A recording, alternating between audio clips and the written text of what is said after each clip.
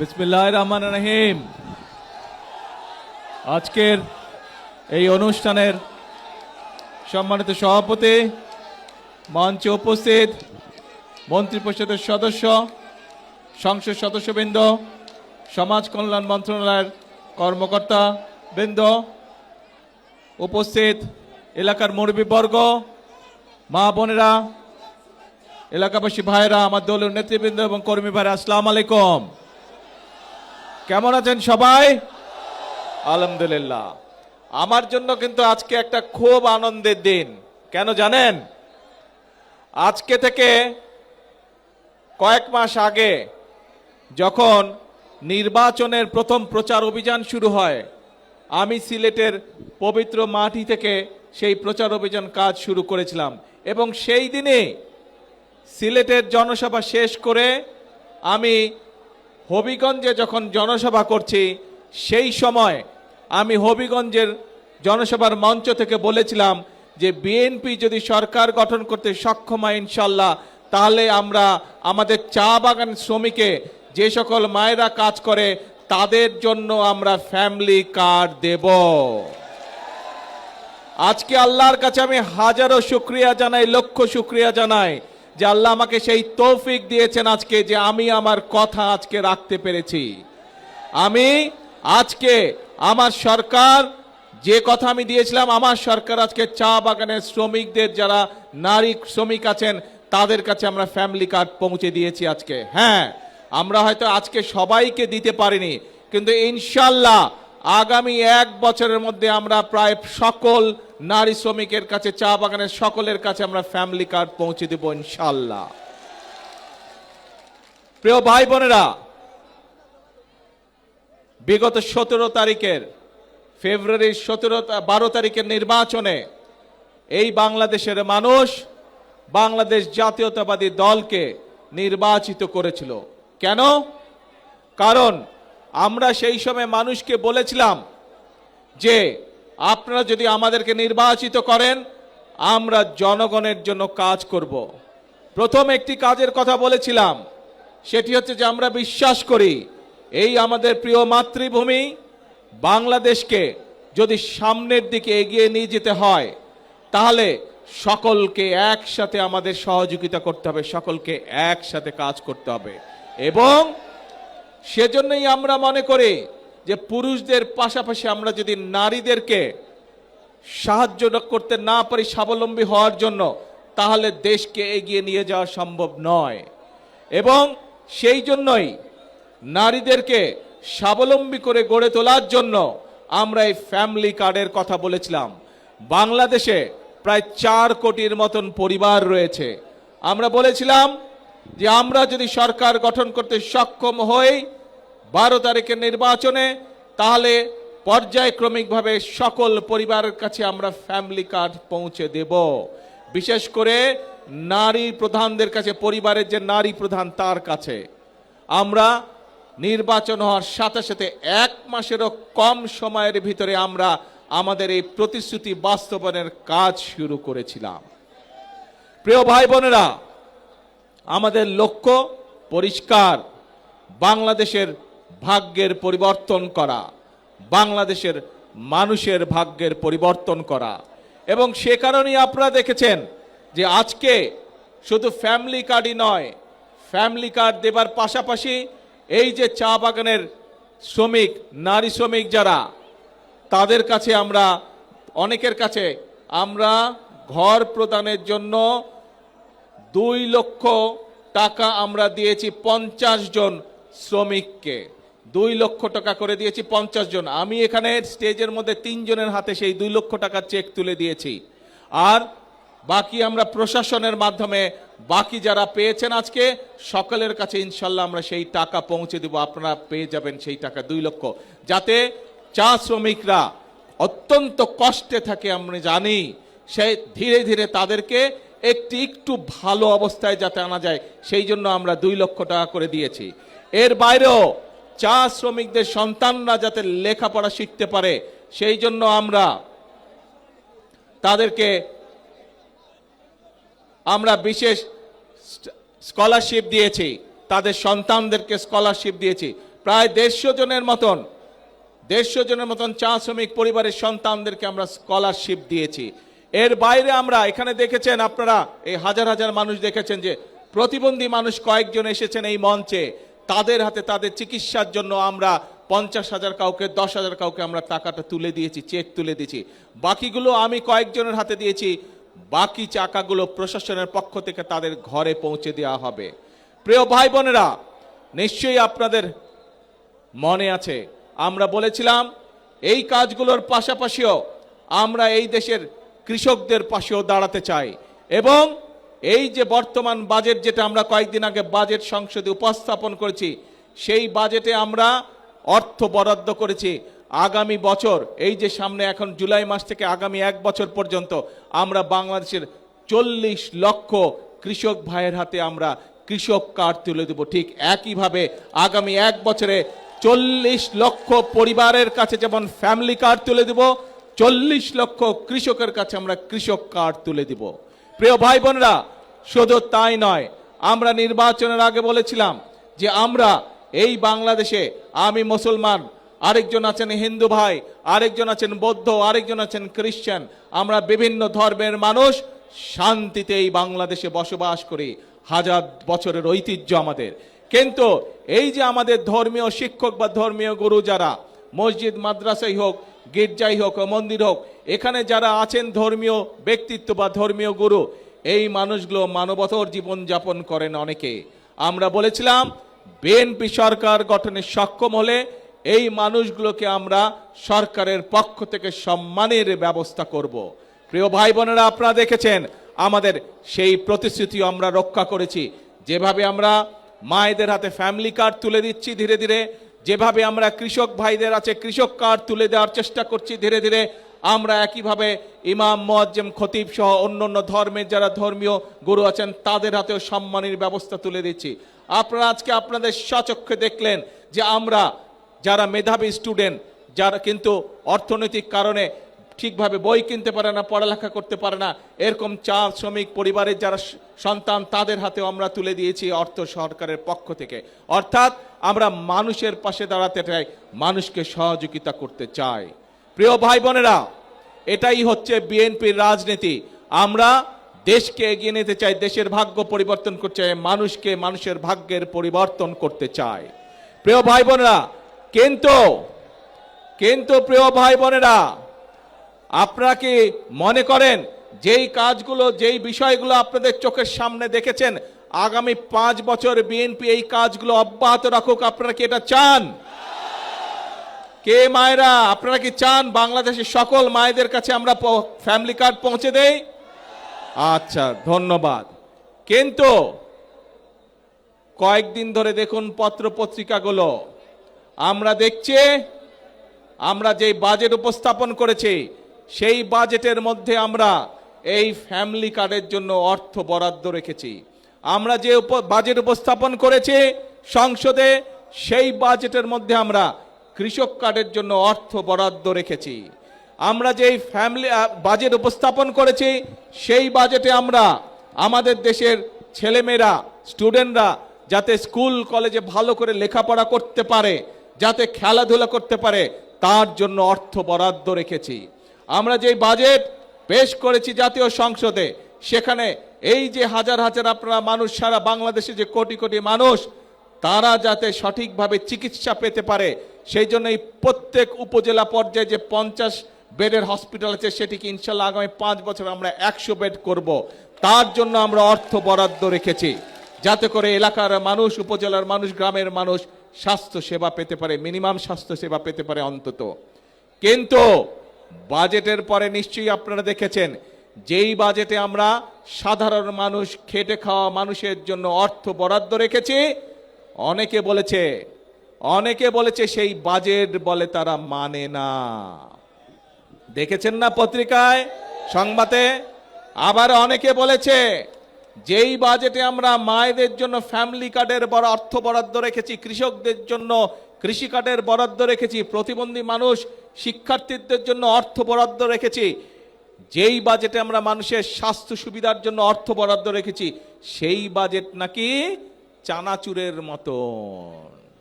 শুনেছেন এই কথা? কিছু কিছু লোক বলেছে। প্রিয় ভাই বোনেরা, যেই বাজেট জনগণের বাজেট, যেই বাজেটের মাধ্যমে অর্থ বরাদ্দের মাধ্যমে আমরা জনগণের ভাগ্যের পরিবর্তন করতে চাই, সেই বাজেটকে যারা চানাচুরের সাথে তুলনা করে, যেই বাজেটে আমরা জনগণের জন্য স্বাস্থ্য সুবিধার অর্থ বরাদ্দ রেখেছি, কৃষক ভাইদের জন্য অর্থ বরাদ্দ রেখেছি, যেই বাজেটে আমাদের সন্তানরা যাতে ভালোভাবে লেখাপড়া শিখতে পারে তার জন্য সর্বোচ্চ বাজেট রেখেছি, সেই বাজেটকে বলে তারা গণবিরোধী বাজেট। দেখেছেন না? তাহলে প্রিয় ভাই বোনেরা, আমরা যাতে এই দেশের যারা শিল্পোদ্যোক্তা আছে, যারা মিল ফ্যাক্টরি তৈরি করতে পারে, তার ফলে আমাদের বেকারদের কর্মসংস্থানের ব্যবস্থা করতে পারে, সেই জন্য এই দেশে বাংলাদেশে যে সকল দ্রব্য তৈরি হয়, একই দ্রব্য কেউ যদি বিদেশ থেকে আমদানি করে তার উপরে আমরা শুল্ক বাড়িয়ে দিয়েছি, যাতে করে বাংলাদেশের মিল কারখানাগুলো রক্ষা পায়, যাতে করে সেই মিল কারখানাগুলো যদি চলে তাহলে আমাদের ছেলেমেয়েরা সেখানে চাকরি বাকরি করতে পারবে। একই জিনিস যদি বিদেশ থেকে আসে তখন আমাদের মিল কারখানা চলবে? বন্ধ হয়ে যাবে। সেই জন্য আমাদের মিল কারখানাগুলোকে আমরা প্রোটেকশন দিয়েছি, সেই ব্যবস্থা আমরা এই বাজেটের মধ্যে রেখেছি। প্রিয় ভাই বোনেরা, আমরা এই বাজেটের মধ্যে অর্থ বরাদ্দ রেখেছি এবং একই সাথে বিভিন্ন নিত্য প্রয়োজনীয় দ্রব্য, চাল, ডাল, তেল, নুন, চিনি, এই সবের উপরে যে শুল্ক আগে ছিল, সেই শুল্ক আমরা, যে ট্যাক্স ছিল সেই ট্যাক্সও আমরা উঠিয়ে নিয়েছি, যাতে জিনিসের দাম না বাড়ে। জনগণের কথা চিন্তা করে আমরা 60টি নিত্য প্রয়োজনীয় দ্রব্যের উপর থেকে আমরা শুল্ক প্রত্যাহার করে নিয়েছি এই বাজেটে। এখন প্রিয় ভাই বোনেরা, যেই বাজেটে 60টি পণ্যের উপর থেকে শুল্ক প্রত্যাহার করে না হয়, সেই বাজেটকে একটি দল বলে গণবিরোধী বাজেট। এখন জনগণের জন্য যেই বাজেটে সকল ব্যবস্থা রেখেছি, সেই বাজেটকে যারা গণবিরোধী বলে, তারা কি কখনো জনগণের বন্ধু হতে পারে? তারা কখনো জনগণের বন্ধু হতে পারে না প্রিয় ভাই বোনেরা। কাজেই যারা জনগণকে বিভ্রান্ত করতে চায় প্রিয় ভাই বোনেরা, সেটি সংসদের ভেতরেই হোক, সেটি সংসদের বাইরেই হোক, তাদের ব্যাপারে আপনাদেরকে সচেতন থাকতে হবে। কারণ এই সকল লোকেরা, এই সকল দলগুলো দেশে যদি অশান্তি করার সুযোগ পায়, তাহলে আমরা ফ্যামিলি কার্ড বাস্তবায়ন করতে পারবো না। এই লোকগুলো, এই দলগুলো যদি দেশে অশান্তি সৃষ্টি করে, তাহলে এই যে আজকে প্রতিবন্ধী মানুষগুলোকে যে আমরা সহযোগিতা করলাম, এই যে গরিব ছাত্র স্টুডেন্টগুলোকে যে আমরা সহযোগিতা করলাম, এই যে আমরা নিত্য প্রয়োজনীয় দ্রব্যের উপর থেকে 60টি দ্রব্যের উপর থেকে যে আমরা ট্যাক্স তুলে নিতে পারলাম, এইটি আমরা তাহলে কন্টিনিউ করতে পারবো না। কাজেই যারা এসব কাজে বাধা দিবে, কি ব্যবস্থা করা উচিত তাদের বিরুদ্ধে? সতর্ক থাকতে হবে তাদের বিরুদ্ধে এবং জনগণকে ঐক্যবদ্ধ থাকতে হবে। বিএনপি হচ্ছে জনগণের দল। যতবারই এই দেশে নিরপেক্ষ নির্বাচন হয়েছে, যতবারই এই বাংলাদেশে মানুষ স্বাধীনভাবে ভোট দিতে পেরেছে, প্রত্যেকবার মানুষ ধানের শীষকে বিজয় করেছে।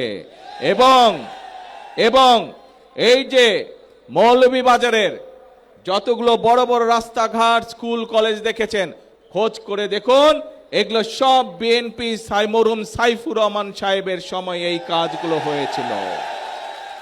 কাজেই প্রিয় ভাই বোনেরা, কথা সাফ কথা, যদি দেশের উন্নয়নকে অব্যাহত রাখতে হয়, যদি মা বোনদের হাতে ফ্যামিলি কার্ড পৌঁছে দিতে হয়, কৃষক ভাইদের হাতে যদি কৃষক কার্ড পৌঁছে দিতে হয়, উপজেলা স্বাস্থ্য কমপ্লেক্স যেটি আছে সেটিকে 50 বেড থেকে যদি 100 বেডে করতে হয়, যদি আমাদের ভবিষ্যৎ প্রজন্ম, আমাদের সন্তানদের শিক্ষার ব্যবস্থা ঠিক রাখতে হয়, তাহলে জনগণকে ঐক্যবদ্ধ থাকতে হবে। জনগণ যদি ঐক্যবদ্ধ থাকে, তাহলে কোনো ষড়যন্ত্র সফল হতে পারবে না।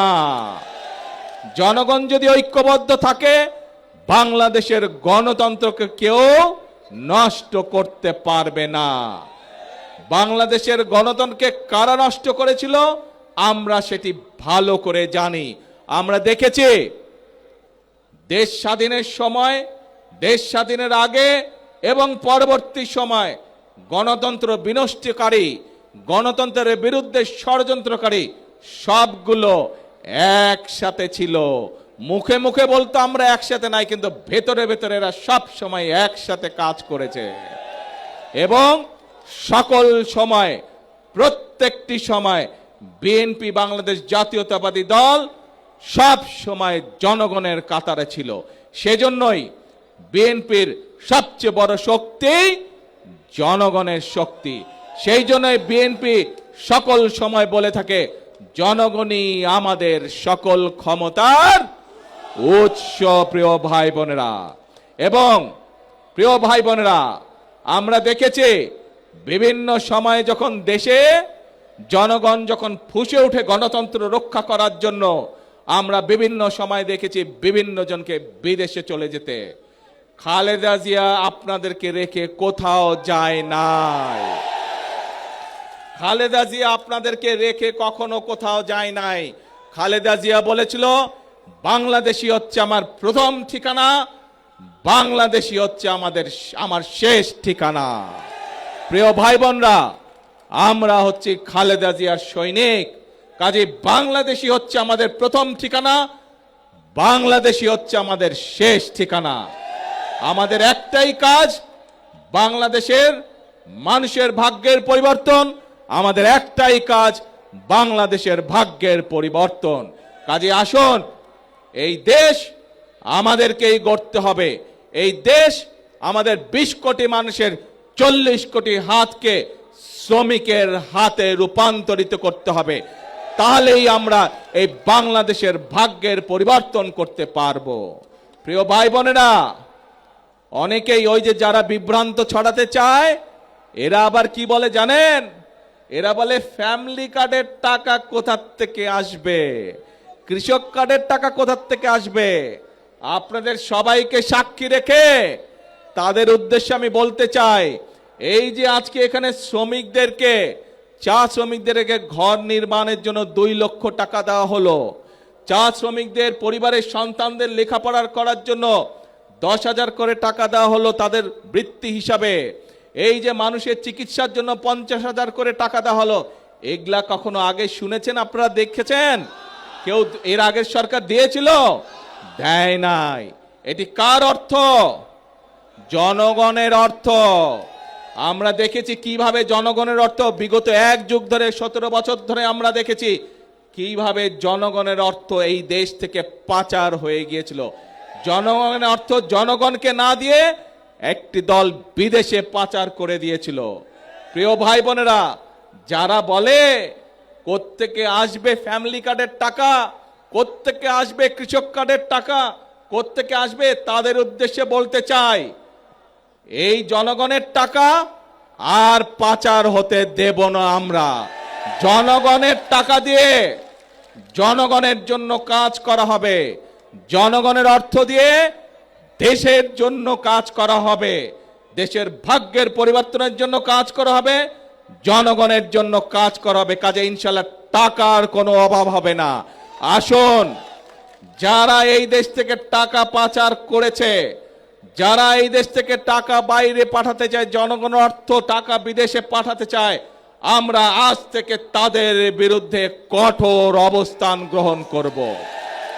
আমরা যদি সকলে চোখ কান খোলা রাখে, তাহলে এই দেশের মানুষের অর্থ সম্পদ কেউ বিদেশে পাচার করতে পারবে না। এবং সেই টাকা দিয়ে আমরা সকলে মিলে পরিশ্রম করব এবং সেই অর্থ দিয়ে আমরা দেশ এবং দেশের মানুষের ভাগ্যে পরিবর্তন করব। আছেন নাকি আমার সাথে সবাই এই কাজে? ইনশাআল্লাহ। আসুন তাহলে আজকের এই আনন্দের দিনে আমাদের প্রতিজ্ঞা হবে, আমাদের প্রতিশ্রুতি হবে একটাই, করব কাজ সবার আগে এবং একই সাথে আরেকটা নতুন কথা বলি, করব কাজ গর্ব দেশ, সবার আগে বাংলাদেশ, সবার জন্য বাংলাদেশ। করব কাজ সবার আগে, সবার জন্য বাংলাদেশ। আল্লাহ হাফেজ। বাংলাদেশ জিন্দাবাদ। আল্লাহ হাফেজ।